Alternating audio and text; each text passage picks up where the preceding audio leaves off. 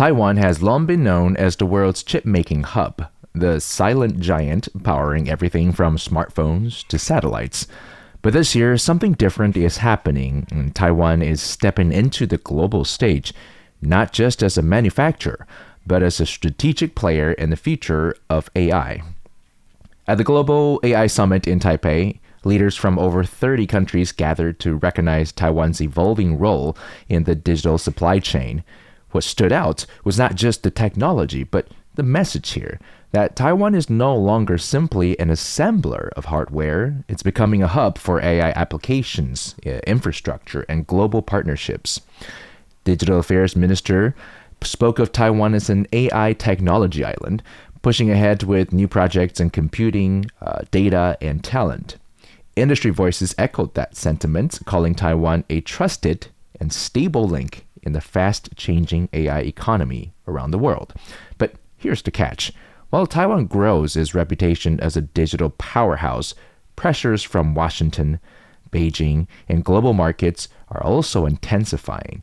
Questions of ownership, tariffs, energy, and security are all converging at once, and together they will shape whether Taiwan's role in the AI revolution becomes sustainable or vulnerable.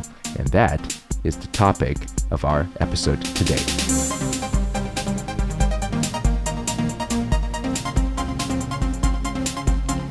Hi, you're listening to Beyond the Reefs, a show produced by Radio Taiwan International. Here we talk about socioeconomic issues that are faced by Taiwan and their broader impact around the world beyond the reefs of this island nation. Let's hear our first story. Taiwan's digital minister opens the inaugural Global AI Summit by touting the country's role in the AI sector. Taiwan has been recognized as a forefront in terms of the AI technology development. Not only by the hardware, but the entire ecosystem and so on. The US-based World Innovation, Technology and Services Alliance says that more than 300 researchers and industry professionals from 36 countries are attending the summit. It comes as Taiwan pushes to strengthen its role in the AI supply chain. The government recently raised its 2025 economic growth forecast on the strength of demand for Taiwan-made AI chips, servers, and other hardware. Yes, at the Global AI Summit in Taipei, leaders from over 30 countries and 5 continents gather under the banner AI Shaping the Digital World, quote unquote. It was hosted by the World Innovation, Technology and Service Alliance and Taiwan's Information Service Industry Association, bringing together more than 300 decision makers across business, policy, and academia. Our Digital Affairs Minister, Huang laid out 10 new AI infrastructure projects. These are actually infrastructure projects that our President Lai Ching-te has reiterated over and over. These span computing, data, financing, marketing, and talent. His message was clear. Taiwan doesn't just want to be the place where chips are made. It wants to be the hub where AI is imagined, deployed, and scaled globally. CISA chairperson Brian Shen echoed that ambition, reminding the audience that Taiwan has long been a, quote, stable, reliable, and innovative part of the global digital chain. That reliability is no small thing in a world where cyber attacks, political shocks, and regulatory shifts are becoming the norm. Taiwan's reputation for stability is itself an asset.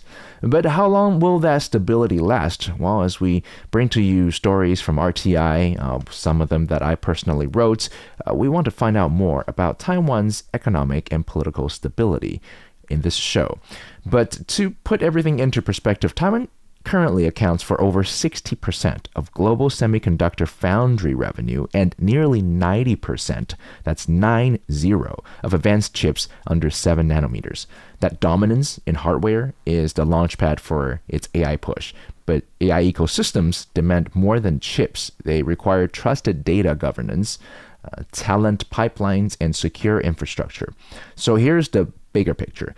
Asia's AI spending is projected by IDC to reach approximately $78 billion by 2027, with Taiwan aiming to position itself alongside China, Japan, and South Korea as a leader in applied AI. So the question now is whether Taiwan can leverage its industrial base into a full stack digital economy, one that is less vulnerable to external shocks like tariffs and geopolitical flare-ups. Now, speaking of that, here is our second story. Without energy, there's no industrial growth. Without energy, there's no vibrancy. That's why humans need energy, industries need energy, cars need energy. We need energy to move the world. And so this is a great new opportunity for Taiwan. I really do hope that every form of energy will be explored. There are excellent technologies now for clean carbon. There's excellent technologies for sustainable energy, solar and wind, and nuclear is an excellent option. Right, so when Nvidia CEO Jensen Huang landed in Taipei recently, just a couple of days ago, it wasn't just another executive visit. Huang announced that all 6 chips in Nvidia's next-generation Rubin architecture, the CPU, the GPU, the MBL link, expansion switch, networking chips, network switch, and silicon photonic processor would be manufactured by TSMC, Taiwan Semiconductor Manufacturing Company. So he thanked the staff personally, calling TSMC one of the greatest companies in human history. He stayed in Taiwan just a few hours, landed in the morning, had dinner, and flew out. And that was what he came specifically to do. But Huang didn't stop at Taiwan at all. He spoke of Taiwan's energy future, linking the coming AI industrial revolution to Taiwan's nuclear power referendum, which just took place this weekend. His point was blunt. AI factories consume enormous energy, and without reliable energy, industrial growth falters.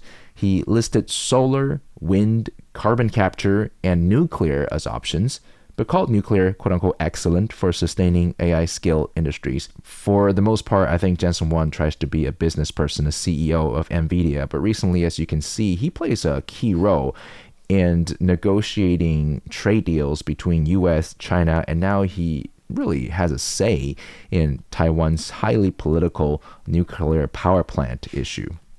So Nvidia's voice matters because, well, the energy equation is directly tied to Taiwan's tech competitiveness. TSMC fabs are already among the largest single consumer of electricity in Taiwan. The company used nearly 7% of Taiwan's total electricity in 2022, and its Arizona plants are projected to need as much power as an entire mid-sized US city. So to add AI factories like the one Nvidia is co-building with Foxconn in southern Taiwan, the scale of energy demand skyrockets. According to Goldman Sachs estimates, training one large AI model can use as much energy as 120 US households consumed in a year. Multiply that across multiple factories, and energy planning becomes a strategic, not just technical use. Huang's comments were also politically sensitive, right? Energy policy in Taiwan is polarizing, especially with the nuclear referendum looming, but his intervention highlights a truth often missed in debates. For Taiwan to remain the world's AI and semiconductor hub, it cannot afford energy insecurity. Now that takes us to our third story. Taiwanese chipmaker TSMC could soon have a powerful new stakeholder, the U.S. federal government. The Trump administration wants equity in companies that build factories in the U.S. with funding under the CHIPS Act. U.S. Commerce Secretary Howard Lutnick told CNBC this new policy turns what he calls a giveaway to corporate giants into something that benefits the United States. I mean, why in the world is the United States of America taking money and giving it to companies like TSMC, which is worth $1 trillion? I mean, why would we give them money to come to America? Donald Trump understands how to do this. What he does is he says, if you don't build in America, you're going to pay a 100% tariff, and then watch them come flying in. The U.S. Commerce Department decided to give TSMC over $6 billion in subsidies at the end of last year. Now, though, in Taiwan, there are worries the Trump administration will strengthen its intervention in the semiconductor industry, a pillar of Taiwan's economy. TSMC has declined to comment, and the economy minister says he's still confirming what's happening. But Taiwan's stock market hasn't waited for confirmation. TSMC stock dropped 66 US cents at the start of trading Wednesday and continued to slip, with share prices hitting a low of just under $38 later in the day. It dragged the rest of the market down with it, with the main stock index falling over 600 points. Analysts have big questions about what U.S. government involvement in the industry will mean for TSMC. And it's not just TSMC. Other big industry players also face a U.S. attempt to gain some influence through equity. The questions now are whether this attempt will work and how the companies involved will respond. That's right. Meanwhile, across the Pacific, Washington is floating an unprecedented idea, taking an equity stake in chip makers that receive CHIPS Act subsidies. So the White House is reportedly weighing a 10% stake in Intel, converting subsidies into shares, which would make the U.S. government Intel's largest shareholder. Now, that news rattled markets in Taipei as speculation swirled. Could TSMC be next? And if it is, would TSMC become American semiconductor company? So Taiwan's economic minister, J.W. Ko, told lawmakers that no such approach had been formally proposed, but he stressed any idea of a deal would require the Investment Commission's review. And if it doesn't benefit Taiwan, he said, of course we won't agree. The market reaction was pretty sharp, though. TSMC shares fell on that day, dragging the broader Taipei market down nearly 2.5% in a single session. Mind you, it is still the biggest company in Taiwan. Opposition lawmakers voiced alarm, warning that U.S. equity could translate into board seats and influence, turning TSMC into, again, what we call the ASMC.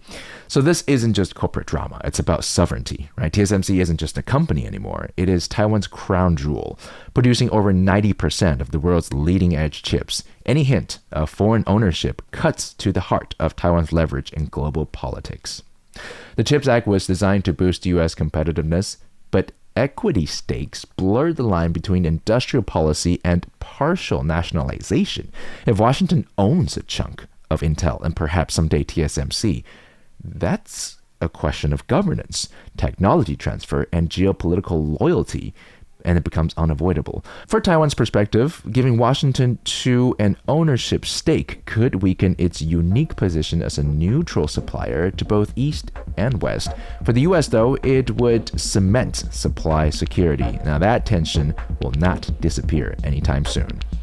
And now to our final story. Well, I think Taiwan is the most important national security interest of the United States, that Taiwan continue to be an autonomous, self-governing entity that is the critical thing for U.S. national security for now and the next, I would say, 2-3 decades. So the question for the United States and for the region is how do we continue to make sure that Taiwan can function as an autonomous, self-governing entity?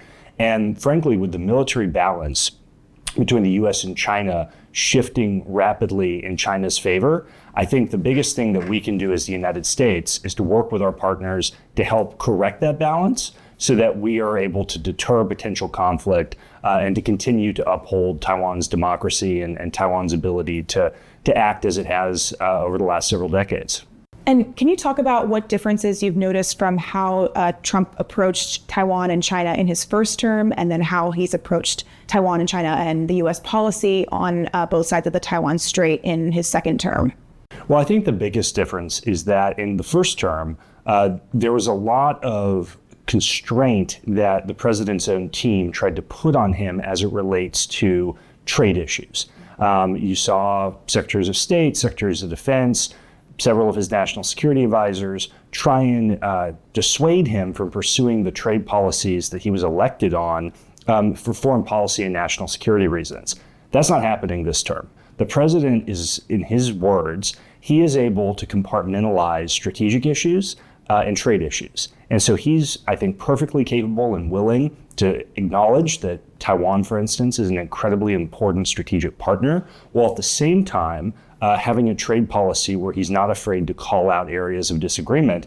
And he doesn't view those things as inherently conflictual. So I think that's the biggest difference, is how the president's conceptualizing trade as part of his agenda. That's an interview conducted by Taiwan Plus with Alexander Gray. While trade and energy dominate headlines, another voice raised a different concern. That's Taiwan's internal politics. So former White House National Security Council Chief of Staff Alexander Gray told the forum in Taipei that Taiwan's domestic dysfunction has damaged its image in Washington. Gray argued that when Taipei asks Washington for ever greater commitments, but hesitates to expand its own defense spending, it undermines American confidence. He warned that voices in the U.S. increasingly argue whether or not supporting Taiwan is a losing war, one not worth fighting. His advice is to look to Ukraine between 2014 and 2022, which invested heavily in resilience long before the 2022 invasion. Here's a stark reality. Taiwan's defense budget, while rising, remains around 2.6% of GDP in 2025.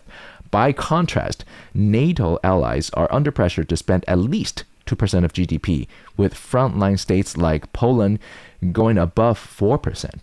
So critics in Washington argue that Taiwan must do more and faster, especially as the U.S. juggles commitments in Europe and the Middle East. Alexander Gray's comments tied back to trade. Defense and economics are no longer separate tracks. U.S. negotiators are already linking tariff relief to defense purchases, effectively bundling market access with military spending. This means Taiwan's credibility in Washington now hinges not only on supply chains, but on whether it is seen as serious about self-defense. Taiwan today stands at a pivotal crossroads where energy, sovereignty, innovation, and defense are no longer separate tracks, but deeply interwoven threads shaping its future on the global stage. First, power. Taiwan's ambition in AI and cutting-edge semiconductor hinge on whether it can meet surging energy demand. Already, TSMC consumes around 8% of the nation's electricity, and projections suggest that could climb to nearly 24% by 2030, with the island generating over 98% of its energy through imports and fossil fuels still dominating in the mix. Instability in global gas markets or supply shocks could jeopardize more than industry forecasts. They could destabilize Taiwan's entire growth trajectory. So Nvidia's Jensen Huang, in highlighting nuclear power as an excellent option for supporting AI factories, he wasn't offering a political stance, but sounding an industrial alarm. Ambition needs infrastructure. Secondly, sovereignty. Speculation that the U.S. might take an equity stake in TSMC injected a sharp dose of unease into the market and underscored Taiwan's precarious position. No sovereign wants its own crown jewel, thought to be under foreign influence, especially one that accounts for over 60% of global advanced foundry revenue, underpins global chains worldwide, and now faces pressure from both technology and geopolitics. Third, innovation. The AI summit in Taipei was more than a conference. It was Taiwan's asserting itself as more than a chip factory, with 10 infrastructure projects underway and a strategy emphasizing computing, data, talent, marketing, and financing. Taiwan aims to become a full-stack partner in the AI ecosystem, and that position may pay dividend beyond GDP figures. It enhances credibility, builds brand equity, and deepens ties with global partners who prioritize trust and transparency. Finally, we get to Taiwan's security. Until today, Taiwan's defense budget is still just 2.6% of GDP. Now, in response to escalating threats from China and urging from Washington, Taiwan might raise that figure to 3.32 in 2026. That would be the highest since 2009. And President Lai Ching-te has even signaled a desire to push toward 5% of GDP by 2030, acknowledging that credibility in self-defense is inseparable from credibility in trade or diplomacy. Now, these four domains, energy, sovereignty, innovation, and defense, form a tightly bound narrative. Taiwan's industrial success now coexists with environmental limits. Its diplomatic relevance rests on both economic independence and military resolve. So the path ahead is not easy for Taiwan. Building nuclear or renewable infrastructure takes time and political capital. Resisting foreign ownership while attracting investment requires delicate balance. Turning AI ambitions into durable economic transformation demands talent and capital, and boosting defense must be done in a way that doesn't stifle the rest of governance. But Taiwan is showing signs of understanding the stakes, articulating a strategy that is proactive rather than reactive. Its leadership, industrialists, and civil society must now act in concert because the stakes are not just economic but existential. And that does it for today's podcasts. If you have any questions, make sure you write to Joey Chou, CHOU, at rti.org.tw. Until next time, this is Beyond the Reefs.